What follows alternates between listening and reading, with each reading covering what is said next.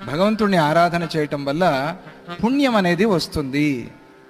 ఎలా వస్తుంది అంటే, భగవత్ సన్నిధి, గురు సన్నిధి వల్ల మన పాపాలు ఎలా పోతాయి అనంటే, మన మనస్సు శుద్ధం అవటం వల్ల పోతాయి.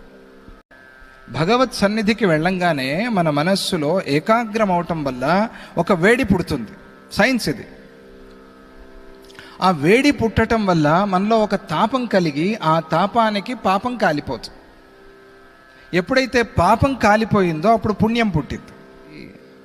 భగవంతుడేం పుణ్యం ఇవ్వడు మూటలు మూటలు తీసుకొచ్చి, నువ్వు నాకు ఒక మూటలతో మల్లె పూజ చేశావు కాబట్టి ఇదిగో నీకు ఒక మూట పుణ్యం ఇస్తున్నాను. భగవంతుడేమనడు, ఆ మల్లెపూలు ఇచ్చింది ఆయనే.